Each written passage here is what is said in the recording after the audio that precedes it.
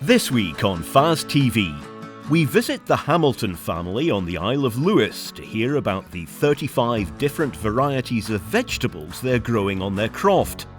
In the north of Scotland, near Thurso, we hear from Donald MacDonald about the changes he's implemented on farm and what advice he would give his younger self.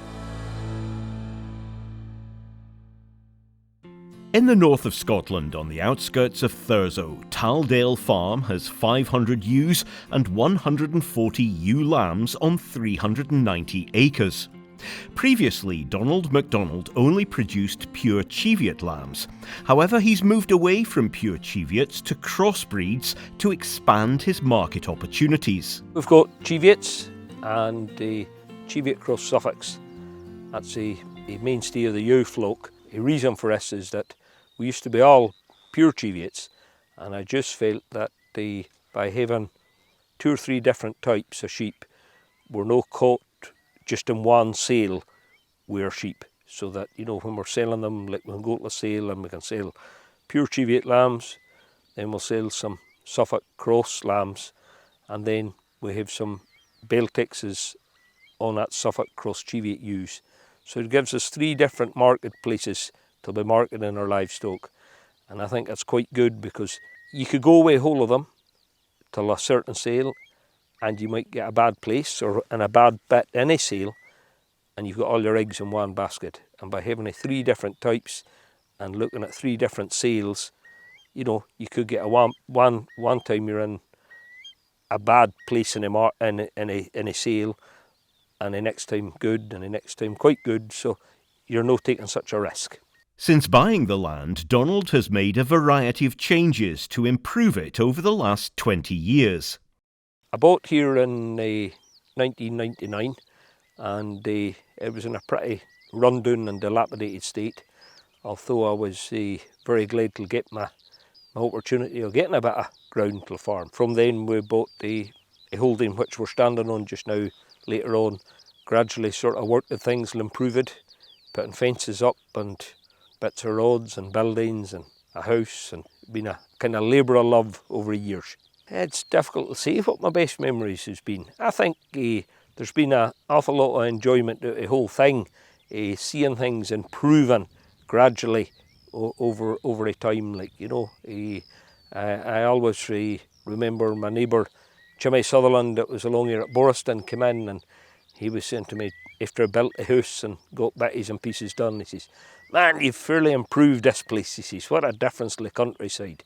And I think that's, you know, something that's very important. If we can leave things in a more improved state for the next generations, I think that's an important element of what we're doing.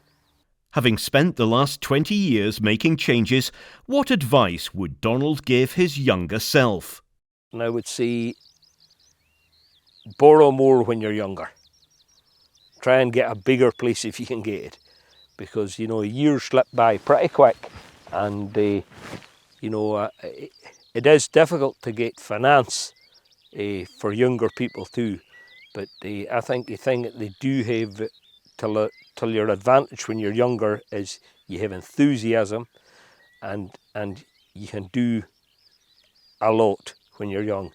And you know, you know, 10, 15 years pass so quickly that you think, oh, that's a long time. No, it's not when you look back.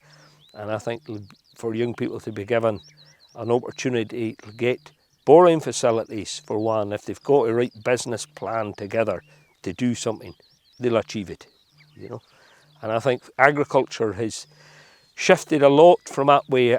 Recently I was speaking to Maurice Pottinger, who he was telling me about when he went into Lower Dounreay. And I think Maurice was only 23 years old when he went into Lower Dounreay and took over that farm. It'd be great to see young boys, young girls of 23, 24 going into good-sized places today, but it's very, very difficult to get the opportunity. My best bit of advice and my worst bit of advice. I think it's very difficult to answer, in that I would say the best bit of advice I ever got and the worst bit of advice I ever got, I can't really say. I just take it as advice, and I think there is advice you get, and some of it you take on board, some of it you don't. And what I would say, I reflect on what a neighbour of mine once told me, and he says, you have your way, I have my way, and as to the right way and the only way, it doesn't exist. And I think from that point, meaning that, you know, there could be a meeting that a college has or somebody has, and we go along to it and say, oh, I got nothing here. And the next meeting you go to, I got 3 or 4 good tips here. 1 or 2 from a college, 1 or 2 from some farmers. So, you know, it's just what you pick out of things, you know, I think. And advice is advice, and I think it's just what you manage to pick out it, you know. What advice does Donald have for people looking to buy a croft or farm? If it's really what you want to do it. It isn't easy, and try and be a bit diverse in what you do. You know, that might mean doing a bit of work with someone else and working a croft, or if you've got a bigger piece of ground, or whatever piece of ground, what values can you take out of ground?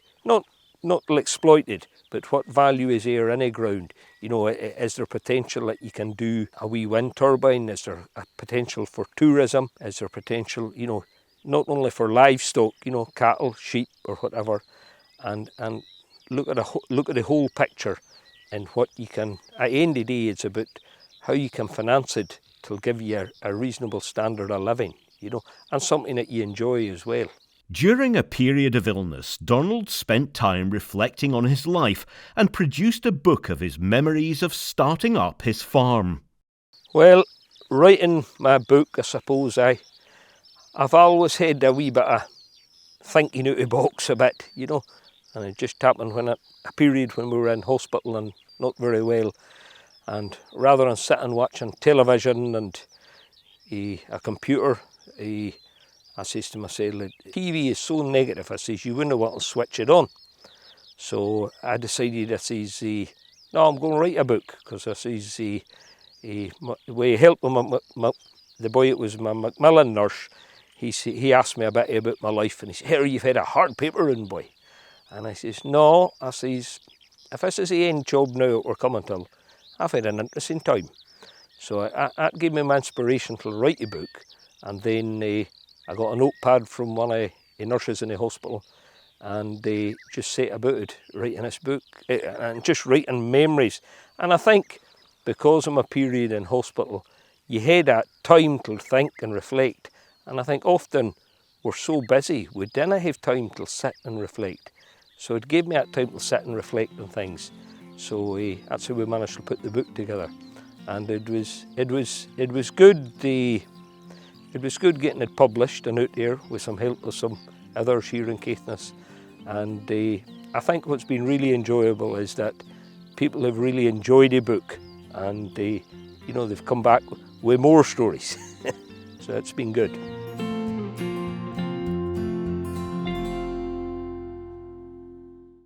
On the Isle of Lewis, 44 Rannish Croft is run by the Hamilton family, who bought it 4.5 years ago. The croft is 3.5 acres with a mixture of grazing land and an area where vegetables are grown.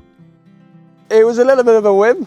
We did see it online, and we made a purchase first. We put the offer in, but we could see from the topography of the land, and you could see the old lazy beds on the site. So we knew that there had been cultivation, and that there was potential to open up. I've been on this croft for 4.5 years now, and we are slowly setting up a market garden, growing a mixture of seasonal vegetables, trying to be self-sufficient and provide what surplus veg we can to locals. Vegetable growing is not a new thing for the Hamiltons, who had an allotment prior to moving to Rannish. A wide variety of vegetables are grown to cover the different seasons on the croft. I've been growing vegetables since I was 6 years old. We had an allotment from the age I was 8. I kept that for 10 years down south. And then when I was 13, started working in gardens, and had been working for a company down south for 2.5 years before moving here in landscaping. So that's where a lot of my sort of knowledge and experience has come from. We grow, in the height of the season, we have maybe 30 to 35 different vegetables on the go, in various quantities and obviously with various degrees of success. But we grow things like alliums, which are onions and leeks. We grow things like turnips and brassicas, so like cabbages, kale and things like that. And then we have a small tunnel behind us here, which we also grow tomatoes, cucumbers, and we've got a few climbing beans in there as well. Just anything that's a bit tender goes in there. So yeah, a whole host of vegetables throughout the season. A lot of salad in the early season, so lots of lettuce and edible flowers and leaves and radishes, lots of radishes. Growing vegetables on the Isle of Lewis can be challenging. John explains how their vegetable season runs throughout the year. I suppose we haven't really settled in a specific cycle just yet, with only being here for a few years and trying to learn the environment and adapt to, the weather and the wind and trying to build shelter and seeing what will grow here and what won't grow. But I think, on the whole, the year starts fairly early, maybe sort of May, April, and we prepare the beds by adding our own compost, which we produce on site. We gather as much material as possible over the year and we compost it down. Usually takes about a year to 18 months to break down to a nice crumb. And so we add that on top of the beds every year, and then the seeds get started off inside, or some of them get direct sown. And then sort of from May, June onwards, we're planting, we're watering, we're keeping, everything weeded. And then through July and August, things are starting to come up and we're starting to harvest. And sort of in August, we're in full swing of the croft, in the harvesting. And that's where we then have, if we've got enough surplus, we try and sell to locals around the village and on the island. And then sort of through into September and October time, that's sort of when we're really harvesting. We harvest our potatoes and we get everything dry and stored away for the winter.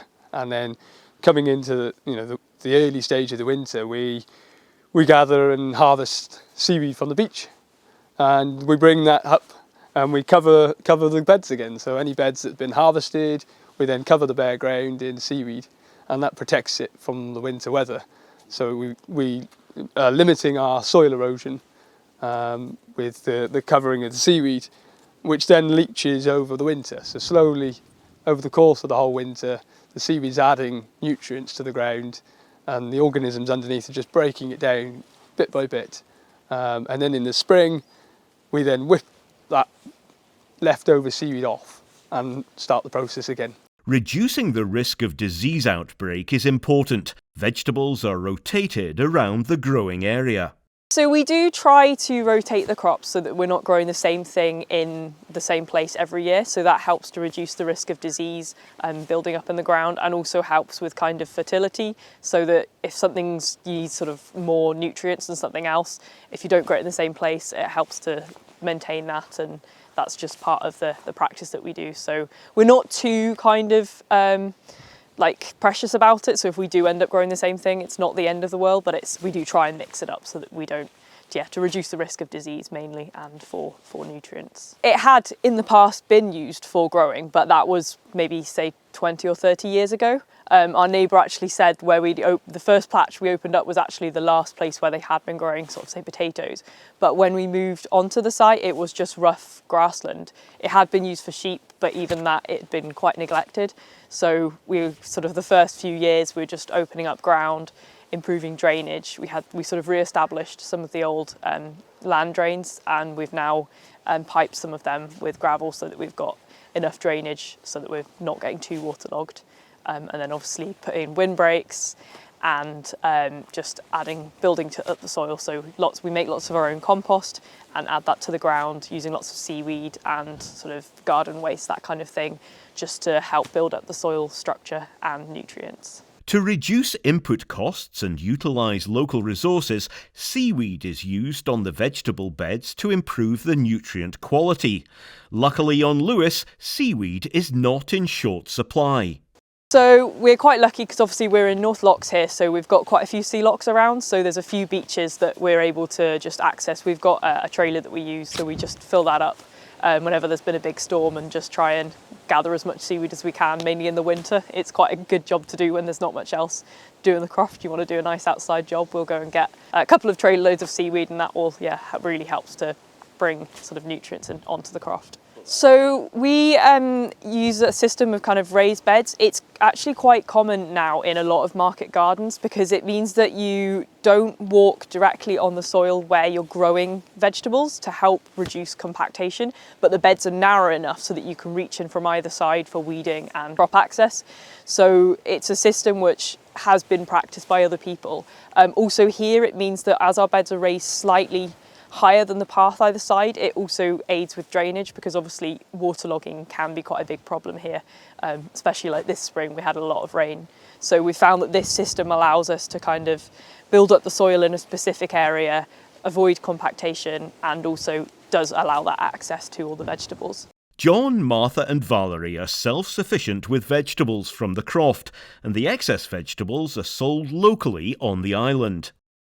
We sell some in veg boxes to people, and we also sell some to Iona that's got the market stall on a Friday morning. She buys bulk lots of our things, which is really useful. Loads of preserving. So, I mean, the mange too, I dried a batch of them yesterday. So we've got a big dehydrator. So, but I mean, it does take quite a while because you have to blanch them first in boiling water, and then you've got to then spread them out to dry and then keep checking that they haven't dried yet and that. And then they'll store for several years in glass jars. We also make chutneys, and we do some vegetables we freeze, some vegetables you can't dry like cauliflowers and broccoli, so that'll be frozen. So yeah, we store vegetables for the entire year. In 2021, John decided to do a couple of open days for members of the public to have a look round Rannish, which were very successful. In the summer, I joined a gardening group on Facebook, just gardening in the Hebrides, and it's a lovely page where people just share ideas of what they're doing and ask questions and experience. And then so I just put some photos of our croft, just the vegetables and just what we were doing really on there, and the response was really good. A lot of people asking, oh, they'd love to see it, and I thought, well, we'll do an open day then. So put the word out and had a huge response. We had over 30 people come on the first day, and all just looked round, a whole variety of people, mainly locals on the island, a few people from further afield, and just some people who were growing, some people who weren't growing, some people who were just keen gardeners, and they all just came round and we had a nice chat with them, and people got to meet people that they'd heard about and hadn't seen before, so that was nice. And then everyone retired to the house for a nice cup of tea and cake and that which we provided on the croft. And it was just a good way for people to get to know us and for us to meet people on the island who are also keen at growing and want to know how to grow things or have some advice towards growing things. Obviously there's never a set rule, or never an answer for a specific way of doing things, but always nice to just collaborate with people and see what everybody's doing. Welcome to another crop update. I'm Fiona Burnett from SRUC, and we're standing here at Boghall Farm today in winter wheat, which has found the hot weather of the last couple of days quite stressful, so the leaves are beginning to roll, and that's kind of typical over the country. Foliar disease is ticking away, so septoria and yellow rust throughout the country, generally well managed except where there were gaps in programmes. And what we're starting to see now is a few sort of incidences of head diseases and ear blight, so a few blind grains. Again, not desperate levels, but what we are seeing quite a lot of is white heads, so that's signs of either take-all or yellow rust in the crops. So worth checking where you see that, whether it is take-all in the roots or eye spot at the stem base, probably brought on by that warm winter. And that can help you manage the future crops appropriately, depending on which disease you've identified. Winter barley is clearly ripening really rapidly now, and gates are shut, and in fact combines are rolling in the south. Really things to watch out for now are ear diseases, and you're thinking of the future crops. So that's about buying certified seed or doing your seed tests and then treating the seed appropriately before planting. Spring barley is clearly the only crop that really, is still green at the moment. So ramularia is the main risk here, and the hot weather that we've had over the last couple of days has been one of the main triggers for ramularia. We are seeing a bit in the winter crops at the moment, but hopefully late enough that it's not going to be damaging. For spring barleys, that risk period is really in front of us. So keeping a close eye here. At Bog Hall here in Midlothian, we're seeing a little bit starting to creep into trials. But that hot weather will have been stressful to the crop and could well trigger some of the ramularia symptoms. Thank you for watching this edition of Crop Update, and I hope you'll join us again another week. I'm Fiona Burnett from SRUC.